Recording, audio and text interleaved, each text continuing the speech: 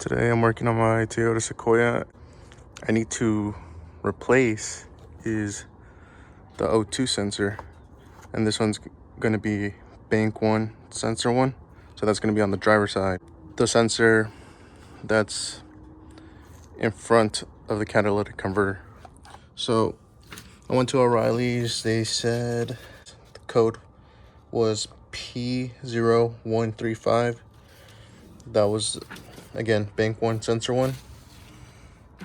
And I scanned it with my own tool, my own scanner tool, and it's the same code. I'm gonna try to see if I replace, as long as if I replace the O2 sensor, hopefully the check engine light will go away. And this is what you pretty much need is an oxygen sensor wrench adapter, and the O2 sensor itself, specifically for bank one, sensor one, and WD-40, because in order to remove it, it's probably going to be all rusty, so it needs some of that. Going underneath the Sequoia. I'm on the driver's side, and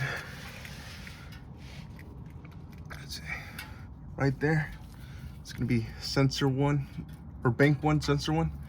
This is the one that's in front of the catalytic converter. The catalytic converter is back there, and let me zoom out. And the one after the catalytic converter,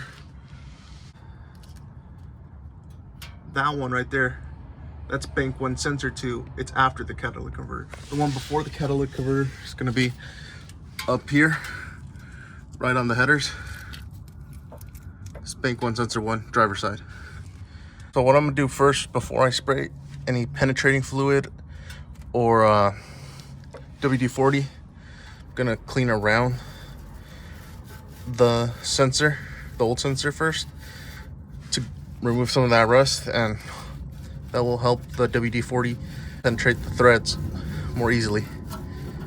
So just give it a good little scrape. A lot of dust falling down. Make sure to wear some goggles. Comes some WD-40. Make sure to protect your eyes. There we go. Now wait a couple minutes for that to penetrate, hopefully. In the meantime, you can unclip the sensor right here. I'm gonna need two hands because I need to push down this button and pull from here to pull the sensor out. It was a bit of a struggle, but it's finally out. I had to end up putting a little flathead screwdriver right here in order to get it out, to unclip it from here. You're gonna want to get your O2 sensor socket adapter ready, and with a wrench and an extension. You're gonna want to feed the wire through, up, make sure it grabs. You're just gonna want to break it loose, lefty loosey. I need both hands for this, so excuse me. All right, that was pretty hard. Had to use a lot of force to break it. Now it's loose. Now I'm just gonna take this off, put the extension to the side, and I'm just gonna unscrew it by hand. Maybe put some WD-40 if it's still too rough, but it's coming out by hand, so everything's good.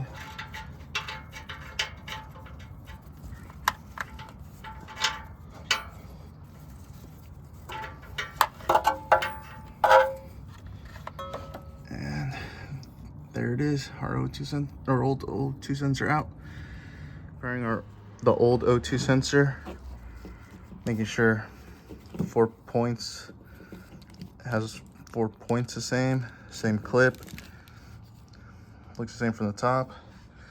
This is our new one. You do not want to touch this because you can damage the new sensor, so be careful when you're installing it, because you don't want to touch where the O2 sensor is going to be reading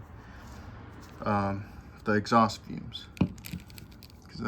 Because if you put oil, it might damage the O2 sensor and it won't work correctly.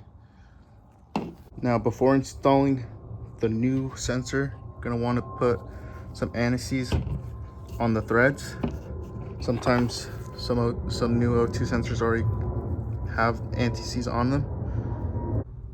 Looks like my new O2 sensor does have anti-seize, so it's ready to install.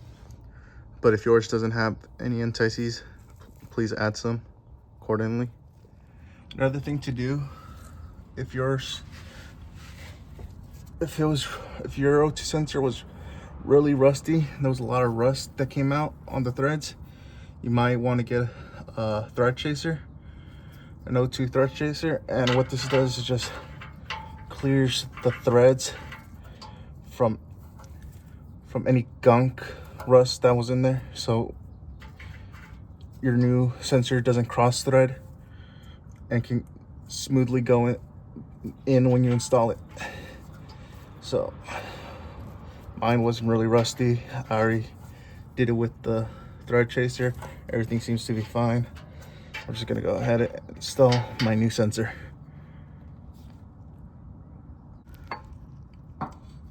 So I simply threaded the new sensor in by hand. Everything seemed to go in right. I didn't feel no cross threads. And now I'm gonna torque it down to 14 foot-pounds. Make sure you get a good torque wrench. So now I'm gonna use my O2 sensor adapter to torque it down to 14 foot-pounds.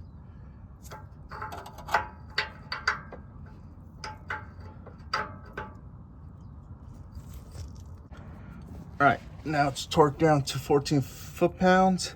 And why you need the torque specs is so that the crush washer is crushed to a precise amount so that there's no fume leakages.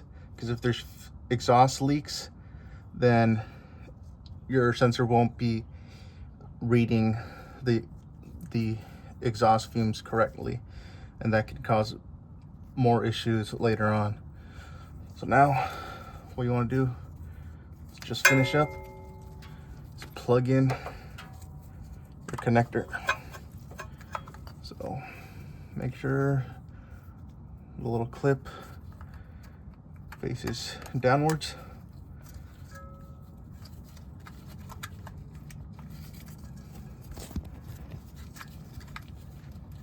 There you go, heard the click. And new O2 sensors installed. I'm gonna go ahead, try turning it on.